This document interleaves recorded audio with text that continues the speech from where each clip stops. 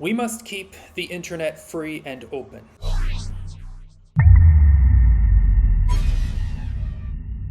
The single greatest impediment to human progress is that of corruption, the power of secrets and lies, of willful ignorance and going along to get along. Corruption is what makes big businesses grow too big to fail and makes small businesses unable to grow. Corruption is what passes laws and starts wars that nobody seems to want. Corruption levies the common man with unreasonable taxes while the richest of the rich pay only lawyers and accountants. Corruption is what stands between the people and any society we may want to live in. There is, however, a system which dares to bring an end to corruption as we know it. That system is the internet. The internet is by far the greatest invention of the 20th century. It emerged not from the high ivory towers of the telephone giants, but from the anarchist counterculture of California in the 1960s. And while the 1960s counterculture is often considered to have failed, that culture gave us a technological reality more powerful than the wildest fantasy could have dreamed. The power of free and open communication has given rise to software without owners, money without central control, and media without editors. Gone are the days when the newspaper controls the narrative. Gone are the days when the university controls the knowledge. And as we speak, central banks are losing their control over the definition of value. And you may ask, if all power is being lost, who will lead us into the future? And the answer is we will.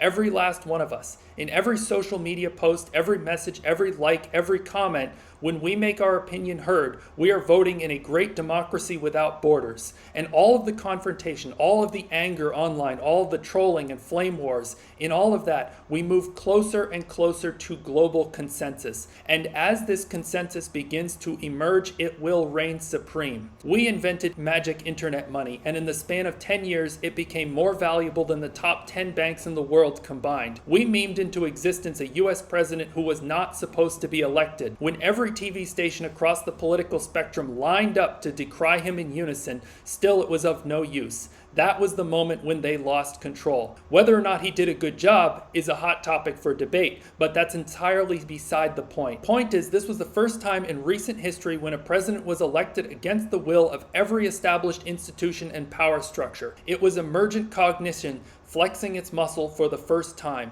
And frankly, it would have been surprising if its choice had been particularly good. So what of the future? In the future, as we hone our collective vision, we will elect far better presidents who deal transparently and answer directly to the will of the people. We will repeal harmful laws and fix the system to properly protect the weak from the strong. In medicine, we may become the masters of our own living bodies as we learn to program DNA. In physics, we will conquer the power of fission and then eventually fusion and provide the whole world with cheap and plentiful energy.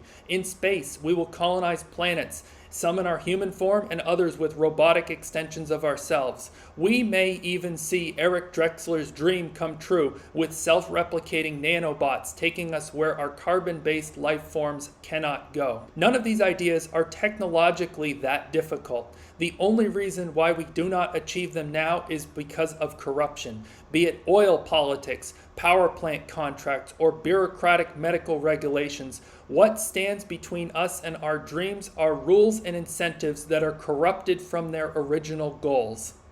All these dreams and many others are within reach if they are what we want. And the emergent consensus, which comes from all of us sharing and expressing ideas, will decide.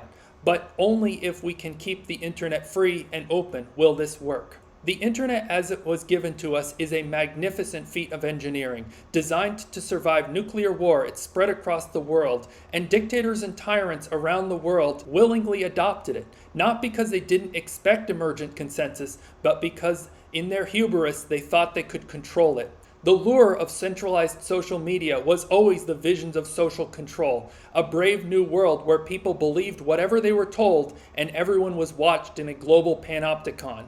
But these dictatorial fever dreams were never to be, and the panopticon was quickly turned on its creators. Surveillance became surveillance as institutions such as WikiLeaks created mechanisms for the managerial class to reveal the corruption of the system they were embedded in. And I want to give praise to WikiLeaks founder Julian Assange, who is now facing extradition to the US with its barbaric and corrupt prison system. after almost 10 years trapped in an embassy because those who do their work in the dark have deep hatred for whoever shines the light. Julian Assange will almost certainly go into the history books as a hero, though sadly he may end up a martyr.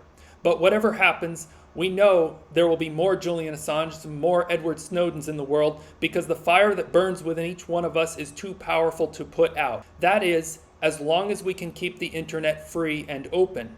Despots around the world now see the internet for what it is, a direct challenge to their unjust power.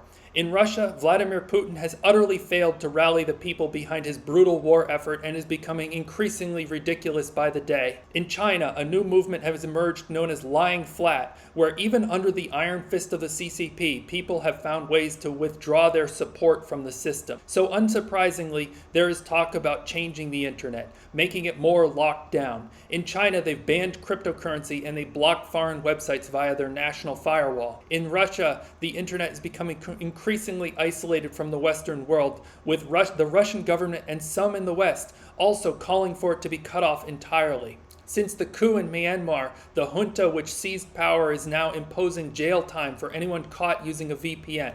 And we must staunchly oppose every one of these measures. And if there should come some emergency which is said to warrant new internet control, we should all know from where it comes. Keeping the internet free and open may be one of the most critical struggles of our time. If we can hold this together, people around the world will slowly become more understanding of one another and corruption will be systematically identified and stamped out. We may even hope to one day become a transgalactic species.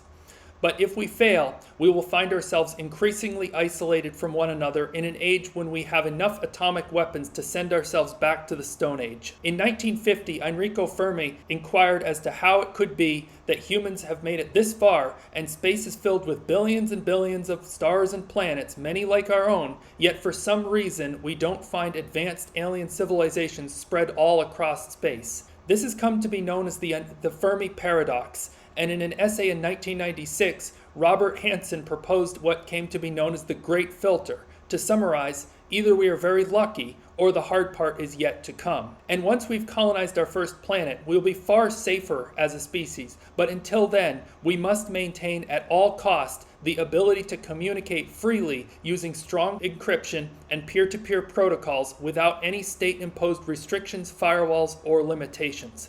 Thank you. Be excellent, and we'll see you on the next one.